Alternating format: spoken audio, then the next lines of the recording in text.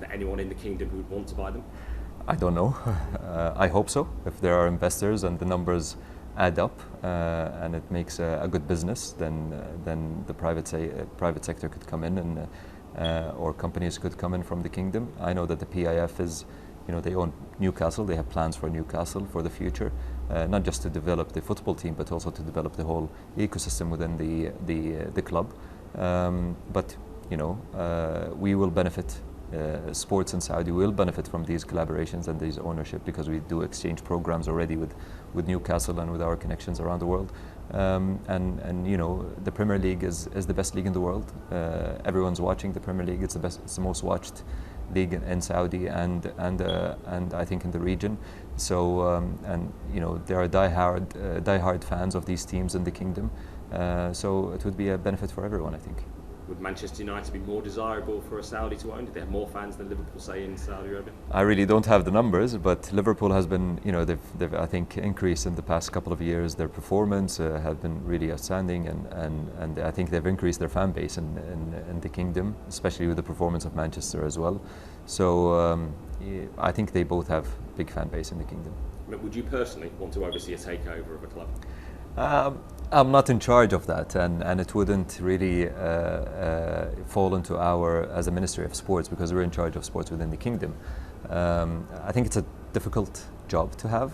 I think it's one of the toughest jobs to have, because you'll be in the best league in the world, fans from all over the world, and to deliver a performance that the fans would accept, I would say, is very difficult, as we've seen in a lot of sporting events and clubs and so on. But an opportunity like that, I think anyone would love to be part of, because you go into such a club with such a history and heritage and success. I think it will be difficult for anyone, but I think it's something that anyone would love to be part of.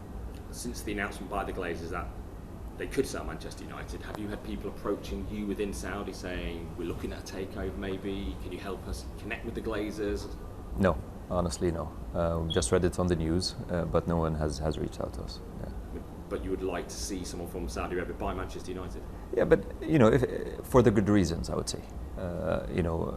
I wouldn't want a company or someone to buy the team and then they fail in developing the team or putting a plan for the future and so on. So it depends on the circumstance and what will the outcome become. So we've seen a really strong and success phase with Newcastle. They were about to be relegated, and when PIF came in, their performance got better. They're bringing the right people on board, and we see them today third in the league.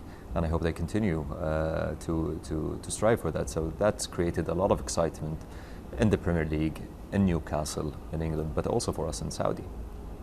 Has it concerned you at all the way some other Premier League clubs have targeted Newcastle, for instance, trying to limit how many Saudi sponsors they can get?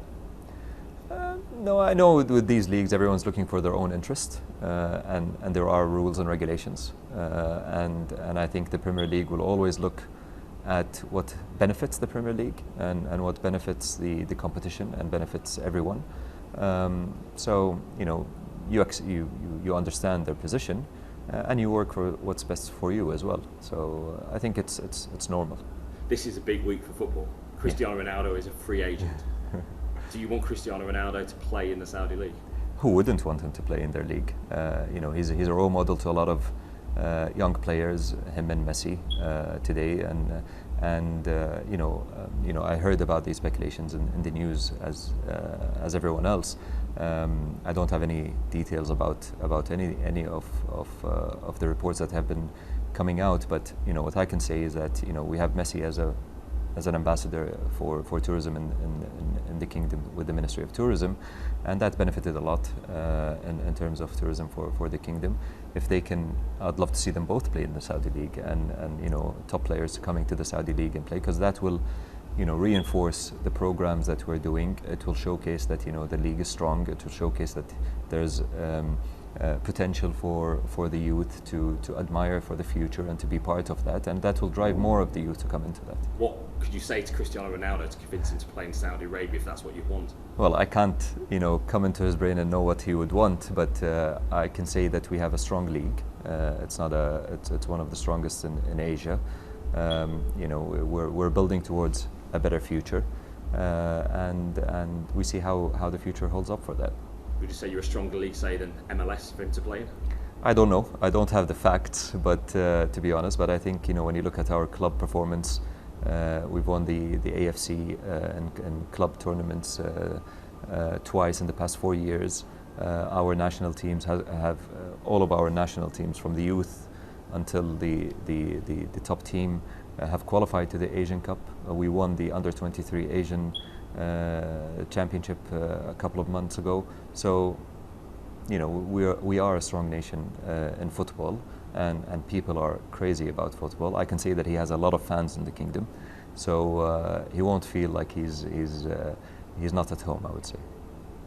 Would you hope actually you could get Messi to join as well? You would hope Messi would join the Saudi League and you could have Cristiano Ronaldo and Lionel Messi playing together, maybe for the only time in their careers? I would hope for the top 100 players to join the league in Saudi,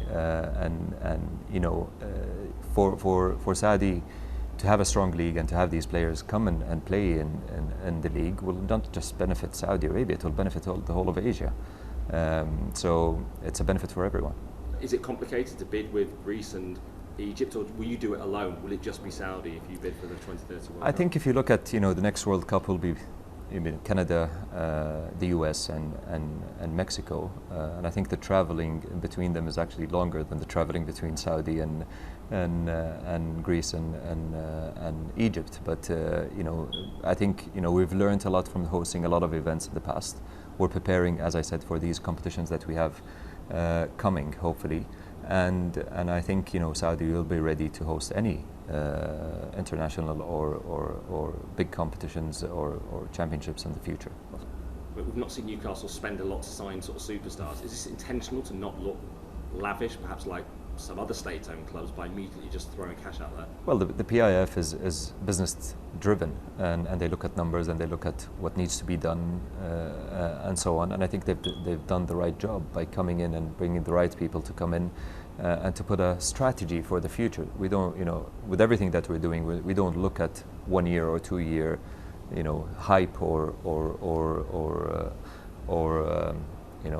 glamour to do that. We look at the future and we look at a long-term partnership or a long-term deal that we can learn for the future, and we can develop that as we go on. Would the purchase of another Premier League club by Saudi investors need to be very clearly separated from the government, given the fact PIF is controlled by the Saudi government? I think that falls to the regulations of the Premier League. I can't talk about that, I think. It depends on what the regulations are. And I'm sure that the PIF will always abide by the regulations of anywhere they go to. But it is a government entity, the PIF? It's not. It's a private entity, but it's chaired by the Crown Prince, but it's not a government entity. Yeah. Everyone. What's the progress you think you need to make to host these events?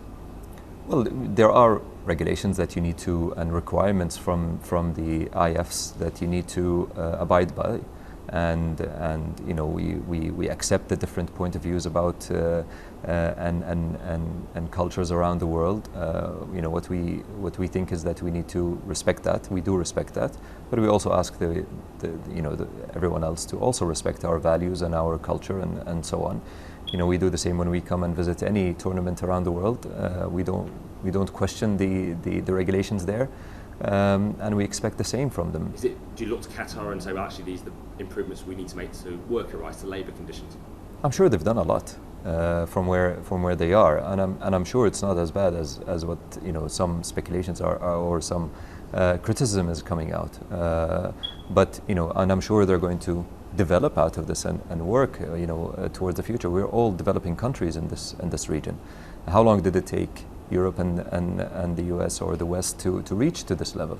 And that takes time, and that takes acceptance of different changes that you need to do. What new rights do you think there might be in Saudi Arabia in, say, 5-10 years' time? I don't know. I can't speak about it now. But we take seriously all of these issues, and we listen. and we analyze and we check what are the steps that we need to take in. If it's the right time to do any changes, we do them. If we need more time to do that, we do them. The question about how free you can be in Saudi Arabia. Salma al-Shabaab, a woman was jailed over her tweets. I have no details about the case that she has, to be honest, and you know, I've seen more harsh tweets from Saudis against me personally, and they haven't been jailed. So I don't know what the situation is with her exactly, because I don't have details about the case. But you know, everyone's welcome. There are rules and regulations that abide everyone and everywhere in the world, and we only ask people to abide by them and respect them. Certainly more regionally, we saw the Emir of Qatar celebrating your win the other day with a Saudi flag. Yeah. Seems unimaginable 2 years ago. Does this sort of say you're all friends now? Diplomatic relations are fully restored between Saudi Arabia and Qatar? The relationship in the region and the connection between all the countries in the region is much deeper than everything that I think the Western media has been talking about. We do have our differences, we do have our issues, but that does not mean that we hate each other. That means that we need to sit together, we need to discuss things. The Crown Prince in the opening ceremony had the scarf of Qatar and supporting Qatar in the opening ceremony. We've been working with our colleagues in Qatar in the past months to make sure that, you know, we support them in anything that they need with the direction from the Crown Prince to make sure that the World Cup is a success in Qatar, and we stand by one another.